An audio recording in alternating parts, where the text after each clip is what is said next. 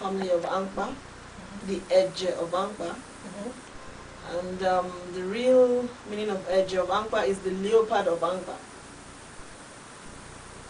And my grandfather was my great-grandfather, then my father, though now it's passed away, so my uncle is now on the throne there. And it's my pleasure to meeting you, and you're welcome to Libya. Thank you very much. And you were so gracious to tell me a bit about your royal family, so I'll give you some of our royal background. Thank you. We are from the Nubia Kushite line, so I'm a Nubian Kushite from the Kush throne. Our family region covers the south of Libya, the southern part of Sudan, and the northern part of Sudan, the southern part of Egypt. But that is the home region of the throne. It's not the throne itself. The throne itself of Kush covered all of the African continent, into the Americas, into India. It's a throne whose forefather was Nimrod. Nimrod was the son of Cush. Cush was the son of Ham. Nimrod's daughter was Shebah the first. And from Shebah the first, all the pharaohs and the kings and queens of our ancient empire became. From those empires, with the expansion of it, it formed more and more kingdoms and settlements throughout Africa. From there you have the ancient Nok, the Yorubas, the Hausas, the Fulanis, forming the kingdoms covering Nigeria and those regions. So you're a direct descendant of the ancient line of kingdoms, and the only kingdom line that has never been broken. So that is a very, very brief history about the kingdom and the kingdom line. Thank My you.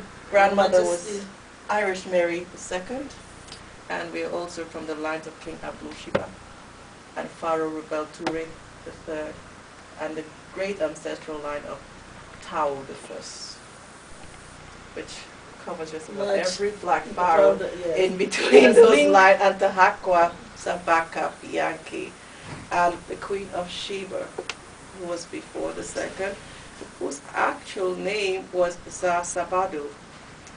Her father's name Zasabado, and her name was Makiba.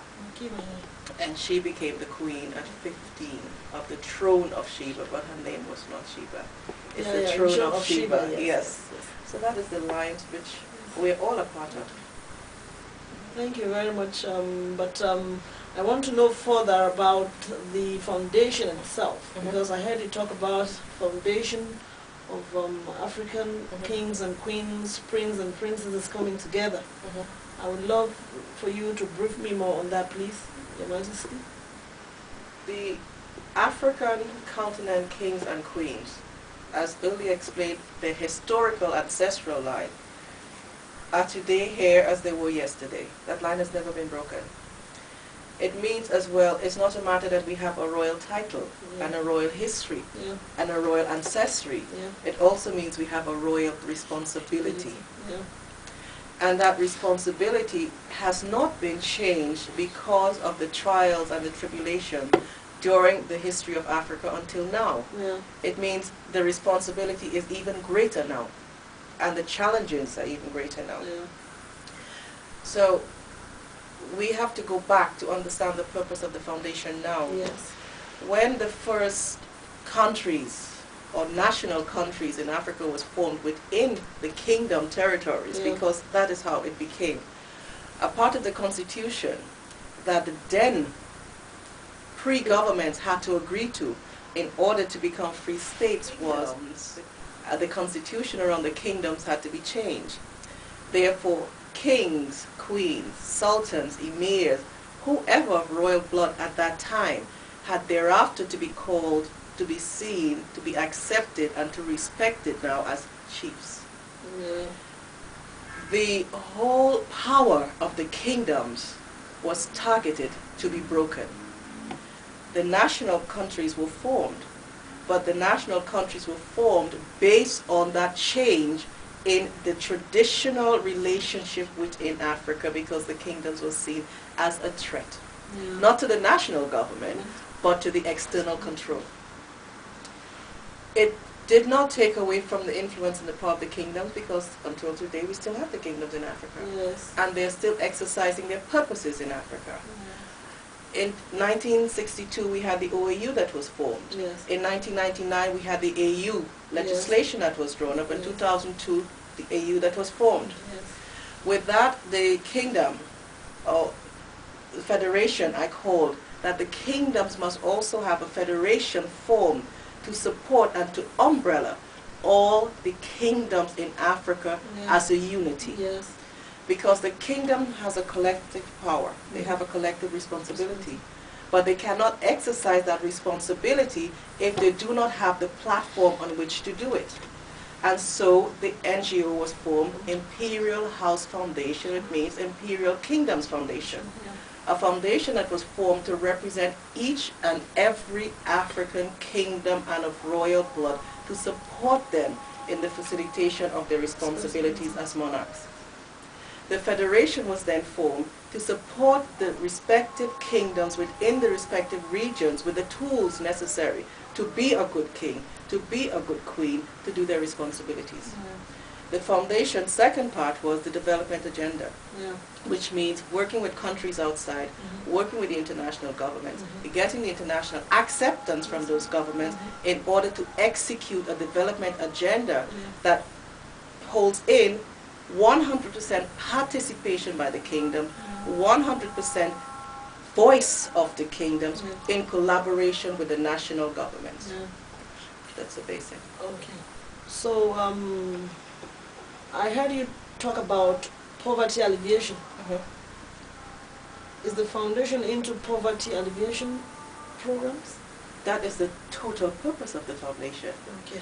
You cannot change poverty in Africa if you do not have the participation of the kingdom rulers of Africa. If you do not have a cooperative working between the kingdoms and the government, because Africa is one family. It's one family. Yes. Every African belongs to a specific tribe. Every tribe is a nation. Every nation a part of a kingdom. You're one family. And all the collective kingdoms belong to one kingdom. It's called the Kingdom of God. Yes. So, therefore, you must have unity in order to effect the poverty eradication on the African continent. And by that, you have, for example, the kingdoms in the rural regions. Yes. They need an infrastructure necessary for them to build commerce, to build trade. You need water infrastructure necessary for the farmers to be able to facilitate their purpose as farmers. You need seedlings for the planting of the crops. All of this has to be addressed. If that is not addressed, it means you will have a consistent domino effect of poverty, because the people of the rural regions are then forced to go to the urban regions looking for work. It means the farmlands deteriorates. It means for the government there's an influx of population within the city, and they have to cater for housing, the medical care, and everything else that goes to par with that. So it means the problem goes from one region into a smaller region, where you have a major problem now, which could be alleviated if we develop the rural regions. In order to do that, it means we must focus as African nation, not one state, but the trans-African nation, on the infrastructure. If the infrastructure is changed, if we have the necessary roads, the necessary railways, it means commerce starts. And once we have the commerce, the injection of commerce, it means we are on the first leg of the road to alleviate poverty. Sorry, because of time.